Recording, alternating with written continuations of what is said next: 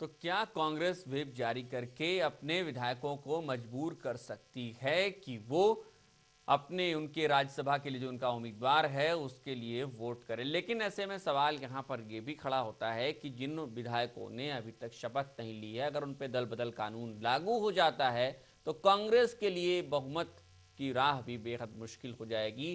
कांग्रेस सरकार भी गिर सकती है। ऐसे में कांग्रेस, जैसा सीएम बहुगुणा ने साफ कर दिया है और उनके जो बयान का अंदाज था वो भी बता रहा था कि वो बेहद हल्के अंदाज में इस चीज़ को नहीं ले रहे हैं, लेकिन कोशिश ज़रूर कर रहे हैं, प्यार से मनाने की कोशिश, रूठों को मनाने की कोशिश कर रहे हैं कि मना लिया जाए रूठों को, ताकि जो राज्यसभा का उम्मीदवार है उसको जिताने में कोई परेशानी न हो। तो कांग्रेस के लिए बड़ी परेशानी है। वो ये भी नहीं चाहती कि बीजेपी का उम्मीदवार राज्यसभा में पहुंच जाए, क्योंकि आमतौर पर होता यह है कि जिस सत्ता पक्ष की सरकार होती है उसी का राज्यसभा उम्मीदवार जीतकर राज्यसभा में पहुंचता है। और इस मुद्दे पर ज़्यादा बातचीत के लिए इस वक्त हमारे साथ न्यूज़ रूम से जुड़ रहे हैं हमारे सहयोगी दीपक। दीपक, बेहद मुश्किल होती जा रही है राह। पहले हम विधानसभा की बात कर रहे थे, विधानसभा में बहुमत की बात कर रहे थे। 19 मार्च को अंतिम तारीख है नामांकन की, जो राज्यसभा के लिए नामांकन होंगे। अभी तक उम्मीदवार ही फाइनल नहीं हो पाया है, तो आपको नहीं लगता बेहद मुश्किल है कांग्रेस के लिए राह? नहीं, बिल्कुल मैं यहाँ पे कहना चाहूँगा, कांग्रेस और भाजपा दोनों ही, कांग्रेस के लिए तो मुश्किल है ही है क्योंकि कांग्रेस ने सबसे ज़्यादा सीटें जीती थी और कांग्रेस की हालांकि सरकार भी यहाँ पर बन गई है। बहुमत साबित होना बाकी है और अभी तक का उत्तराखंड में इतिहास रहा है कि जो भी सत्तारूढ़ दल रहा है उसे कोई दिक्कत नहीं होती उसका प्रत्याशी को राज्यसभा में भेजने के लिए। लेकिन इस बार खासी दिक्कतों का सामना यहाँ पर कांग्रेस को करना पड़ रहा है, क्योंकि अगर बात करें जिस तरीके से कांग्रेस के जो बागी विधायक है कहीं ना कहीं दिल्ली में डेरा डाले हुए हैं हरीश रावत के समर्थन में और विजय बहुगुणा का लगातार विरोध कर रहे हैं, तो ऐसे में माना जा रहा है जब एक दिन बाकी रह गया, कल का दिन बीच में है और परसों आखिरी तारीख है नामांकन दाखिल करने की और उम्मीदवार का नाम तय नहीं कर पाई है पार्टी। शायद इसी वजह से पार्टी कोई नाम तय नहीं कर पा रही है। अगर कोई कद्दावर नेता को अगर पार्टी यहाँ से भेजने की कोशिश करती है और उसके खिलाफ यहाँ पर मतदान हो जाता है तो अगर वो हार जाता है तो बड़ी यहाँ पर फजीहत होगी उस उम्मीदवार के साथ साथ पार्टी की भी। तो पार्टी बड़ी फूक फूक कर यहाँ पर कदम रख रही है। भाजपा की अगर बात करूं, भाजपा के लिए भी खासी मुश्किल भरा है ये समय है, क्योंकि देखा जाए तो भाजपा के पास 31 सीटें और भाजपा की जो कल दिल्ली में बैठक हुई है संसदीय दल की, उसमें तय किया गया है कि भाजपा यहाँ पर राज्यसभा के लिए अपना उम्मीदवार यहाँ पर उतारेगी, क्योंकि भाजपा यहाँ पर मजबूत स्थिति में है। तो ऐसे में निश्चित तौर पर देखा जाए तो भाजपा जी यार। दीपक, आपको इस वक्त हम रोकना चाहेंगे। इस वक्त हमारे साथ जुड़ रहे हैं बीजेपी नेता बिशन सिंह चौफाल। चौफाल जी, स्वागत है आपका। बीजेपी ने अभी तक राज्यसभा के लिए उम्मीदवार भी घोषित नहीं किया, क्या परेशानी आ रही है आपको? परेशानी नहीं, बैठे हम दिल्ली में, पार्लियामेंट बोर्ड की बैठक है, राष्ट्रीय अध्यक्ष जी को उनको अधिकृत किया है पार्लियामेंट बोर्ड ने, तो ये नाम शाम तक फाइनल हो जाएगा कि 19 तक है जी। लेकिन चौफाल जी, जिस तरीके से अभी अभी कुछ देर पहले यूकेडीपी का एक बयान आया है, यूकेडीपी ने एक बयान दिया है कि बाहरी उम्मीदवार बर्दाश्त नहीं किए जाएंगे, ना हो तो अच्छा है। इस पर आपकी क्या प्रतिक्रिया है? नहीं, बाहरी नहीं, जो भी होगा प्रदेश का ही होगा जी। और जो तमाम तरीका होता है, एक आम परिपाटी होती है कि सत्ता पक्ष जो होता है उसी का राज्यसभा में उम्मीदवार जीत कर जाता है, लेकिन इस बार स्थितियां कुछ अलग हैं। ऐसे में आपके उम्मीदवार की स्थिति बेहद मजबूत होगी। जी जी बिल्कुल। इस समय तो सत्ता पक्ष देख रहे हैं कहाँ, अभी तो सदस्यों ने शपथ ही नहीं दिलाई, बहुत सारे ले रखे हैं, अभी कहाँ है, अभी तो बादल मंडरा रहे हैं सब। क्या कुछ नाम हैं पाइपलाइन में, कुछ लिस्ट है जिन पे मंथन चल रहा है? बिल्कुल, अभी अब अधिकृत कर रहे हैं, नाम है जो, तो नामों पर ही होगी चर्चा, जो भी नाम आएंगे अभी शाम तक आ जाएगा। इनमें ज्यादातर उत्तराखंड के ही हैं या बाहर से भी हैं कुछ पैराशूट उम्मीदवार? कोई पैराशूट नहीं, उत्तराखंड के सारे उत्तराखंड के? जी जी। चलिए, बहुत बहुत शुक्रिया आपका इस तमाम बातचीत के लिए चौफाल जी। तो दीपक हमारे साथ जुड़े हुए हैं न्यूज़ रूम से। दीपक, सुना आपने, चौफाल जी का बयान था उत्तराखंड से ही होगा जो भी उम्मीदवार होगा, बाहर का कोई उम्मीदवार नहीं होगा। और उनको भी उम्मीद है कि बीजेपी हो सकता है इस बार राज्यसभा में अपना जो उम्मीदवार है उसको भेज ले जाए। नहीं, बिल्कुल जिस तरह के राजनीतिक समीकरण उत्तराखंड में अभी हैं, जो परिस्थिति बन रही है उसके हिसाब से, और इसी को ध्यान में रखते हुए बीजेपी के जो कल संसदीय दल की बैठक हुई थी दिल्ली में, उसमें ये फैसला लिया गया और भाजपा ने सभी जगह अपने उम्मीदवारों के नामों की घोषणा कर दी। उत्तराखंड में उन्होंने फैसला लिया था कि यहाँ पर वो लोग अपना उम्मीदवार घोषित करेंगे। और निश्चित तौर पर बिशन सिंह चुफाल जो भाजपा के प्रदेश अध्यक्ष हैं दिल्ली में ही हैं, उन्होंने जिस तरीके से भी बोला कि उत्तराखंड का ही वो उम्मीदवार होगा, तो बिल्कुल ये राहत की बात है, क्योंकि उत्तराखंड का मैं बीजेपी का एक धड़ा, क्योंकि पहले उम्मीद जताई जा रही थी कि शायद भाजपा किसी बाहरी उम्मीदवार को यहाँ से राज्यसभा में भेज सकती है, लेकिन फिलहाल जो उत्तराखंड के जो एक धड़ा था वो लगातार इसका विरोध कर रहा था। तो उनके लिए खुशखबरी है कि कम से कम उत्तराखंड का ही कोई नेता वहां पर राज्यसभा में पहुंचेगा, तो ये फिलहाल अच्छी बात है। लेकिन देखना ये होगा कि भाजपा वाकई में अपने उम्मीदवार को वहां तक पहुंचा पाती है या नहीं पहुंचा पाती है। तो फिलहाल कांग्रेस की अगर मैं बात करूं, देखा जाएगा कांग्रेस में सबसे बड़ी मुश्किल फिलहाल यही है कि जो विधायकों ने यहाँ पर शपथ नहीं ली है और विधायक लगातार बागी तेवर यहाँ पर अपनाए हुए हैं। भाजपा ने पूरी तैयारी यहाँ पर कर ली है उस सीट को हथियाने की, क्योंकि 2 सीट पहले से ही भाजपा के पास है और जिस तरीके से सत्तारूढ़ पार्टी को कोई दिक्कत यहाँ पर नहीं होनी चाहिए थी, लेकिन वर्तमान राजनीतिक समीकरण कुछ और ही कहानी कह रहे हैं। तो ऐसे में भाजपा के लिए फिलहाल ये आसान स्थिति यहाँ पर बनती दिखाई दे रही है और कांग्रेस थोड़ा मुश्किल में यहाँ पर आ गई है, अपने विधायकों की वजह से, अपनी पार्टी के नेताओं की वजह से यहाँ पर दिक्कत में है। इसी वजह से शायद कांग्रेस ने अभी तक कोई नाम यहाँ पर घोषित नहीं किया है। आशीष, दीपक, कांग्रेस यकीनन मुश्किल में है, ऐसे में कांग्रेस रास्ता क्या निकाल सकती है? क्या व्हिप जारी करेगी? लेकिन अगर व्हिप जारी करती है तो जो तमाम उसके विधायक जिन्होंने शपथ नहीं ली है उन पर दल बदल कानून भी लग सकता है। क्या कुछ ऐसी तकनीकी चीजें भी हो सकती हैं?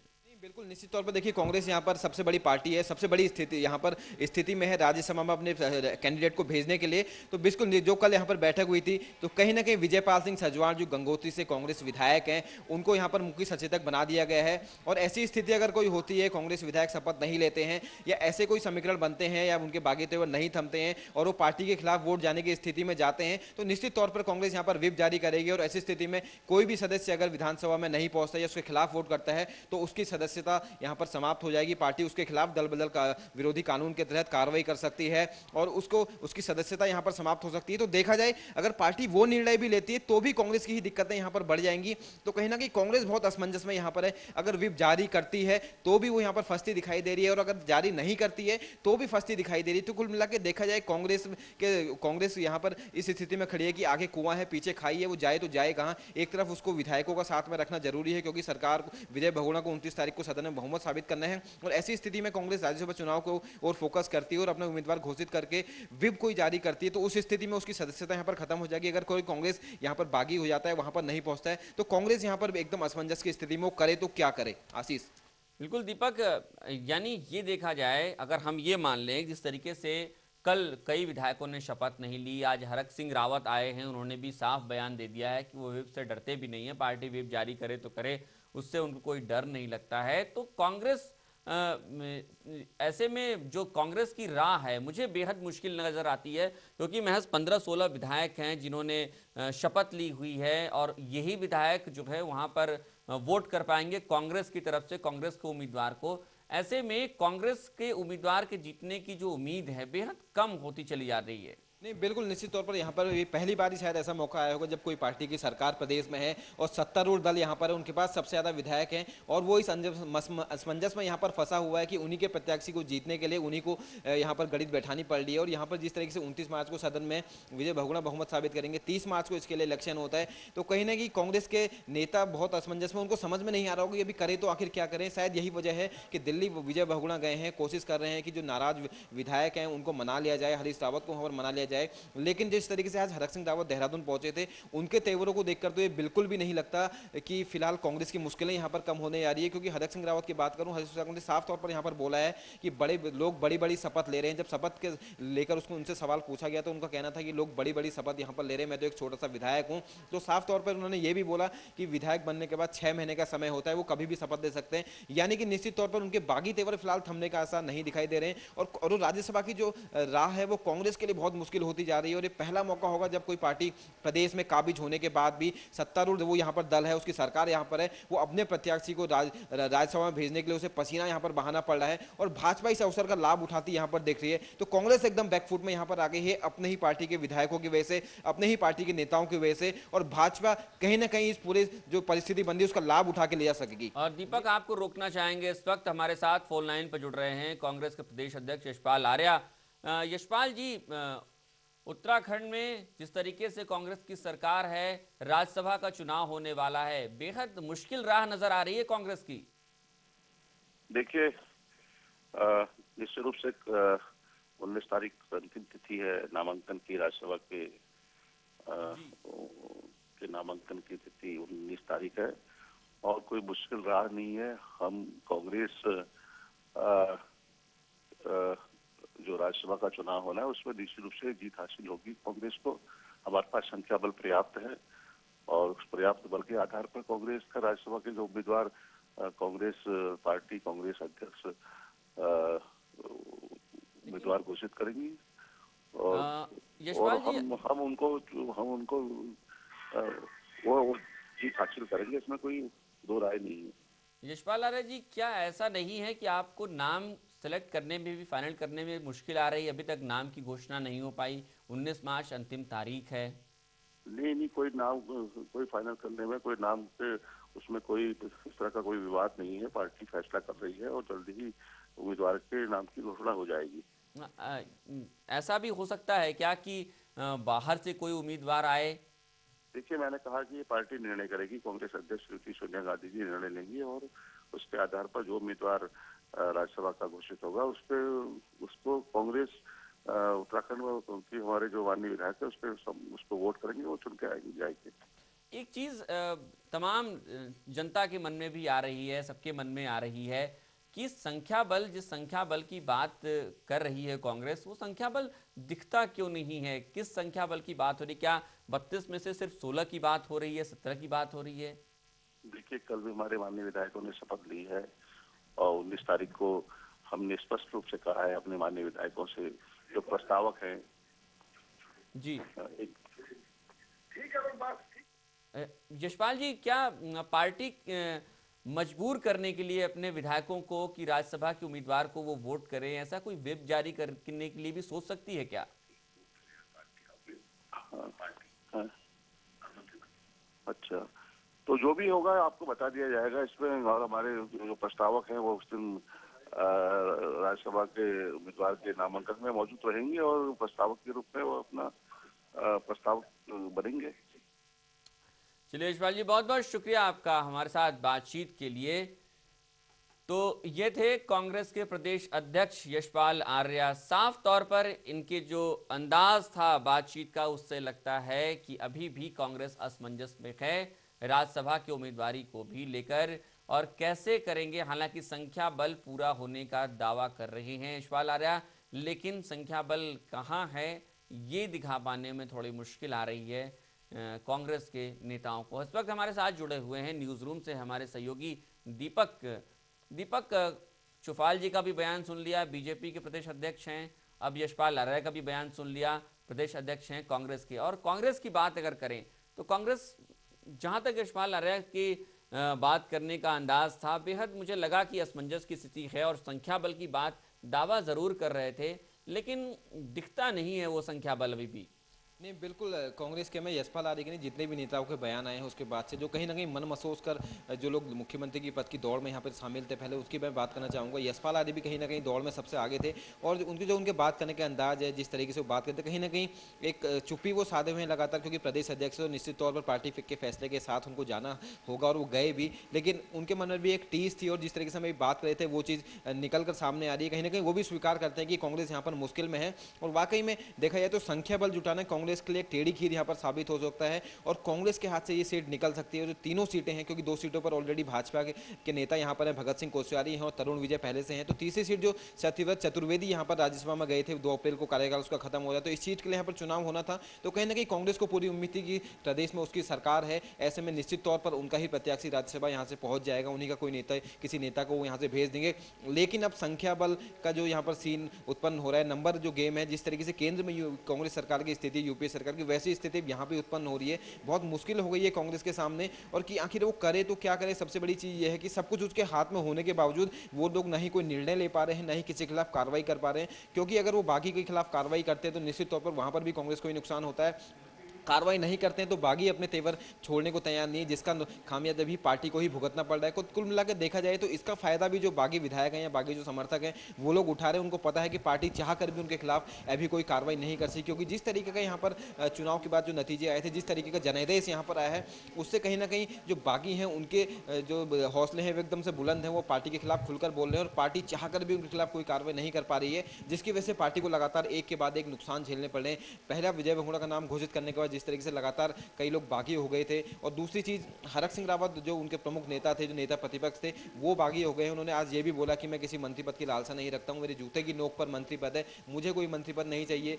इंदिरा हृदय के बागी तेवर थे, वो उन्होंने शपथ नहीं ली। हरीश रावत पहले से ही वैसे तेवर अपनाए हुए हैं, और कहीं ना कहीं उसका खामियाजा पार्टी को भुगतना पड़ रहा है। जो विजय बहुगुणा है उनके सामने सबसे बड़ी मुश्किल यहाँ पर है। ऐसे में जब 29 तारीख को सदन में बहुमत साबित होना है, उसके बाद 30 मार्च को लोकसभा का राज्यसभा की सीट है, उसके लिए यहाँ पर मतदान होना है, तो कहीं ना कहीं अब पार्टी करे तो क्या करे। और एक दिन का समय शेष रह गया है, वो कल सिर्फ संडे का दिन है बीच में, और संडे के दिन में ही कल के दिन पार्टी को प्रत्याशी भी यहाँ पर तय करना है। साथ साथ अब डैमेज कंट्रोल की जो अपनी मुहिम को है उसको एकदम से तेज करना है, और किसी भी तरह कोशिश करके अपने विधायकों को मनाना होगा, चाहे उनको किसी भी तरह का पार्टी लालच दे, भले ही मंत्री पद का लालच दे। और एक चीज जो मुझे समझ में आती है यहाँ पर, जो कल रात को निकलकर खबरें आ रही थी कि कहीं ना कहीं हरीश रावत के तेवर थोड़ा नरम पड़े हैं, ऐसी खबरें थी, हालांकि इसकी पुष्टि नहीं हुई है। और हरीश रावत चाहते हैं कि अगर मुख्यमंत्री की कुर्सी ना मिली ना सही, उनके विधायक ज़्यादा से ज़्यादा विधायकों को यहाँ पर मंत्री बना दिया जाए और उनकी जो पत्नी है उनको राज्यसभा में भेज दिया जाए। तो कहीं ना कहीं अगर पार्टी, क्योंकि जिस तरीके की स्थिति यहाँ पर फंसी है, आगे कुआं पीछे खाई वाली जो स्थिति है, वहाँ पर निश्चित तौर पर हरीश रावत की इस बात में भी दम है, और जिस तरीके से बागी विधायक उनके साथ डटे हुए हैं, तो कहीं ना कहीं कांग्रेस इस बिंदु पर भी विचार कर रही होगी। हालांकि जो नाम निकलकर सामने आ रहा है कि कांग्रेस मध्य प्रदेश के जो नेता हैं, कांग्रेस के सुरेश पचौरी जो वहाँ के पहले प्रदेश अध्यक्ष थे, उनको शायद यहाँ पर भेजने की तैयारी में है। लेकिन हरीश रावत ने जिस तरीके से अपनी पत्नी का नाम आगे किया है, तो हो सकता है वहाँ पर सुरेश पचौरी का पत्ता कट भी सकता है। ये संभावनाएं हैं, हो कुछ भी सकता है, वो पार्टी का निर्णय रहेगा। लेकिन फिलहाल की जो परिस्थितियां बन रही हैं, अगर कांग्रेस राज्यसभा में अपने ही किसी नेता को भेजना चाहती है, तो निश्चित तौर पर कांग्रेस आलाकमान को कहीं ना कहीं इन बागियों के आगे झुकना होगा, वरना ना ही कांग्रेस राज्यसभा में अपना प्रत्याशी भेज पाएगी, और ना ही जो 29 तारीख को कांग्रेस यहाँ पर सदन में विजय बहुगुणा अपना बहुमत साबित कर पाएंगे। तो कहीं ना कहीं दोनों ही तरफ से कांग्रेस को यहाँ पर नुकसान होगा, अगर कांग्रेस उनके आगे उनकी मांग को नहीं सुनती है। तो आशीष, दीपक इस सब के बीच एक चीज बहुत मार की हमने भी की होगी और लोगों ने भी की होगी, विजय बहुगुणा का जो अंदाज है वो बेहद आराम की अंदाज में है। और जब उनसे पूछा गया, मीडिया ने उनसे पूछा क्या व्हिप जारी हो सकता है, तो उन्होंने कहा बेहद हल्के अंदाज में कि व्हिप में हम विश्वास नहीं करते, हम तो प्यार में विश्वास करते हैं, प्यार से सबको मना लेंगे। और यशपाल आर्या से भी जब हमारी बात हो रही थी, तो व्हिप की बात जब हुई थी, तो व्हिप में उन्होंने भी टाल मटोल कर दिया। व्हिप यानी कुल मिलाकर जो कांग्रेस की कोशिश है, चाहे विजय बहुगुणा का अंदाज देखें, यशपाल आर्या बयान देखें, विजय बहुगुणा, यशपाल आर्या, जो ये दो नेता हैं, या जो ऐसे नेता जो विजय बहुगुणा के साथ हैं, या कांग्रेस आलाकमान के इस फैसले पर उनको कोई दुख नहीं है कि विजय बहुगुणा सीएम बनाए गए, ये सभी प्यार से मनाने की कोशिश कर रहे हैं। इनका स्टेप जो है ये प्यार का स्टेप है, ये कोशिश हो रही है, शायद इनकी मजबूरी भी है ये।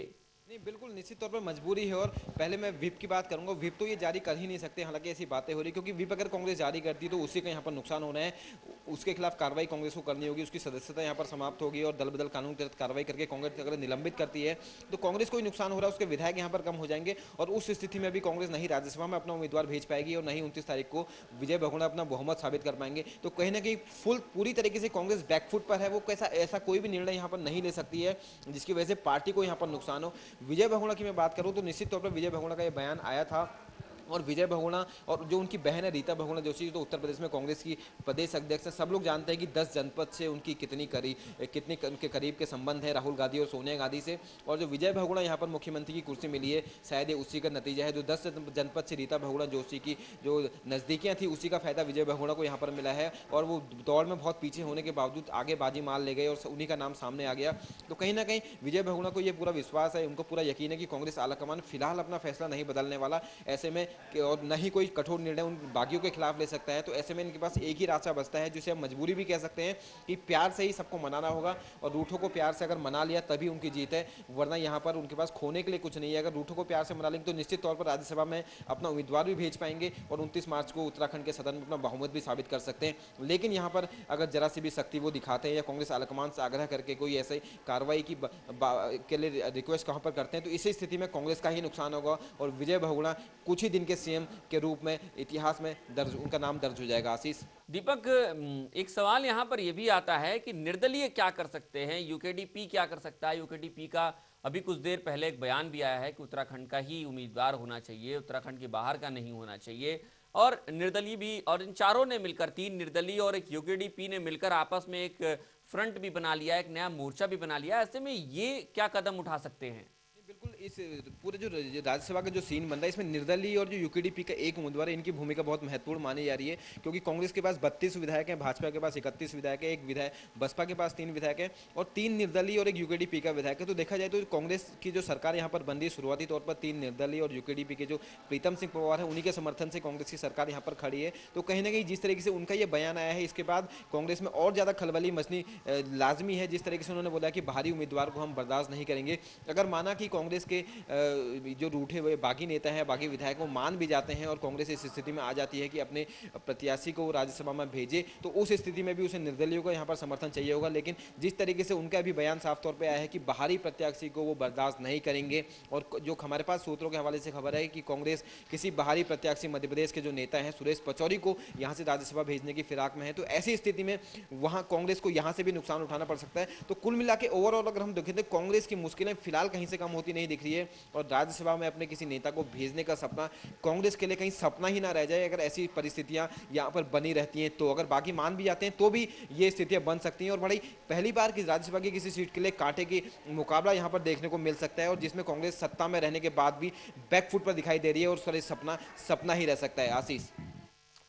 चलिए दीपक, बहुत बहुत शुक्रिया हमारे साथ जुड़ने के लिए न्यूज रूम से आपका। तो ये थे हमारे सहयोगी दीपक, जो न्यूज रूम से जुड़े हुए थे और तमाम मुद्दों पर बातचीत कर रहे थे। तो यकीनन इस बार का जो राज्यसभा का एक सीट के लिए चुनाव होना है, और बेहद रोमांचक हो गया है ये मुकाबला भी। आमतौर पे ऐसा होता नहीं है, एक आम परिपाटी होती है कि सत्ता पक्ष का ही उम्मीदवार राज्यसभा में जीतकर आसानी से चला जाता है, लेकिन इस बार तो सत्ता पक्ष ही आपस में ऐसी खींचतान में उलझ गया है कि व्हिप जारी करने तक की नौबत आ सकती है। ऐसे में सवाल यहाँ पर खड़ा होता है कि कैसे कांग्रेस अपने उम्मीदवार को राज्यसभा तक पहुंचाएगी, और ऐसा ना हो कि इस सब में बाजी मार ले जाए बीजेपी। हालांकि उम्मीदवार अभी तक नाम घोषित नहीं हुआ है, परसों अंतिम तारीख है, नामांकन की तारीख गुजरेगी नहीं, उससे पहले नामांकन तो जरूर होगा। लेकिन सबके बीच कहीं ऐसा ना हो कि बीजेपी बाजी मार ले जाए, क्योंकि कांग्रेस के लिए निर्दलीयों और यूकेडीपी का समर्थन लेना भी बेहद मुश्किल होगा। तो इस बार उत्तराखंड की जनता ने जो जनादेश दिया है, खंडित जनादेश दिया है, वो बेहद मुश्किलों भरा है कांग्रेस, बीजेपी और सबके लिए। फिलहाल खास खबर में इतना ही, मुझे दीजिए अनुमति। नमस्कार।